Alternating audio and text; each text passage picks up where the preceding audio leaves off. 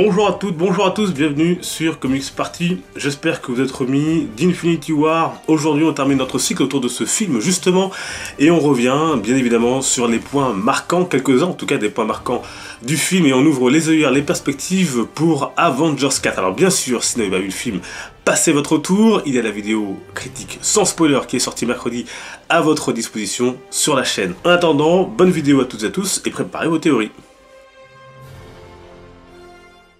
Comme je le dis dans la critique sans spoiler, vu la fin du film, on n'a qu'une envie, c'est d'être à Avengers 4. On va reprendre dans cette chronique certains éléments marquants du film et essayer de faire le point. Commençons par les morts et distinguons les personnes tuées des mains de Thanos et de ses alliés et les personnes qui disparaissent à la fin du film. Dès le début, le ton est donné. Les Asgardiens, qui avaient fui le Ragnarok dans le film Thor du même nom, ont été décimés par l'Ordre Noir du Titan Fou. Puis, c'est au tour d'Heimdall, dont beaucoup pensaient qu'il renfermait la pierre de l'âme.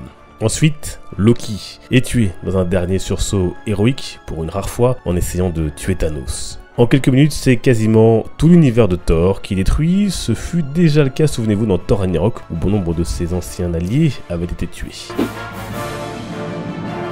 Attardons à présent un peu sur celle qui est assassinée ensuite, ou plutôt sacrifiée, Gamora. Elle est la fille adoptive de Thanos, et le film nous en apprend plus sur sa rencontre avec le Titan qui a décimé la moitié de la population de sa planète d'origine, dont sa mère. C'est elle qui montre la sensibilité et les fragilités de Thanos. On pourrait dire qu'elle prend ici un peu la place de la mort dans les comics pour qui Thanos est prêt à tout, y compris à détruire la moitié de l'univers. D'ailleurs, l'autre réussite sur Thanos, selon moi, c'est aussi son background et ses motivations. Il a un rôle à jouer selon lui, tel un dieu, il est là pour rétablir un juste équilibre dans le cosmos, quitte à supprimer pour cela la moitié des êtres qui le peuplent. Rien ne l'arrête, pas même le sacrifice de sa fille chérie. On notera que certaines théories avancent déjà que l'esprit de Gamora pourrait être renfermé dans la pierre de l'âme après ce sacrifice et qu'elle pourrait donc être ressuscitée. Et au final, cette pierre de l'âme n'était donc ni détenue par Heimdall, ni Wakanda, comme laissait entendre la plupart des théories, mais sur Vormir, et gardée par un certain Crâne Rouge. Aux abonnés absents depuis Captain America First Avenger, il y a été envoyé par le Tesseract. Enfin, Vision est tué par Thanos, à l'aide de la pierre du temps arrachée au Docteur Strange. Avant cela, Wanda, avec qui il vit depuis 2 ans, avait donc essayé de détruire la pierre, et donc par la même occasion son amoureux, pour éviter que le Titan ne s'en empare. Venons-en à ce qu'a laissé beaucoup de nous bouche bée à la fin du film. La mort ou la disparition de bon nombre de nos héros. Bucky, Drax, Mantis, Spider-Man, Doctor Strange, Black Panther, Groot, Star-Lord, Scarlet Witch, Maria Hill et Nick Fury, et semble-t-il avec eux la moitié des êtres de la Terre et de l'univers. À la fin du film, Thanos semble donc avoir réussi sa mission, au sacrifice de ses enfants, de l'Ordre Noir et de Gamora. Mais nos héros sont-ils vraiment morts? Ce sera en tout cas tout l'enjeu du prochain film. Ils sont peut-être dans une autre dimension ou une autre réalité, époque, comme cela est courant dans les comics.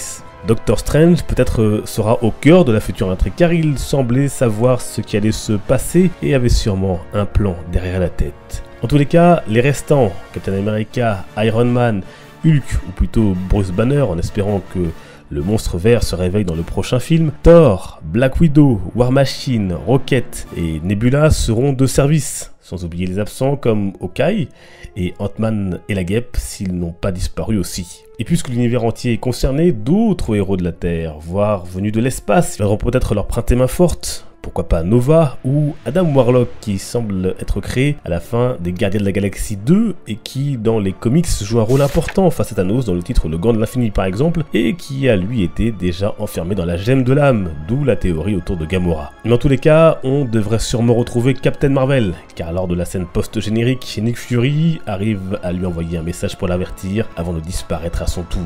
Les voyages dimensionnels ou temporels, comme le laissent imaginer les photos du tournage d'Avengers 4, seront sûrement de la partie. Patience, réponse à ce cliffhanger de malade, dans un an, en avril 2019, au cinéma.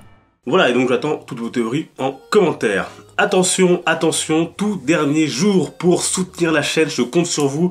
Les votes s'arrêtent donc ce 1er mai. Donc c'est les tout derniers jours pour soutenir la chaîne au Bordeaux Geek Festival Award. Vous savez que la chaîne a été nommée pour ce grand festival de la pop culture à Bordeaux. Alors n'hésitez pas pour ces derniers jours à soutenir la chaîne en masse. N'hésitez pas à partager autour de vos potes par exemple. Et donc de voter pour la chaîne dans la catégorie reviewabilité.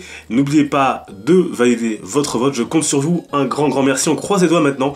Et encore une fois, un grand merci à toutes celles, à tous ceux qui l'ont déjà fait, à tous ceux qui le feront. On croise les doigts et je vous tiendrai bien évidemment au courant. On se retrouve nous sur les réseaux sociaux pour échanger, discuter, partager. Vous avez les liens en description. Je vous dis à très bientôt.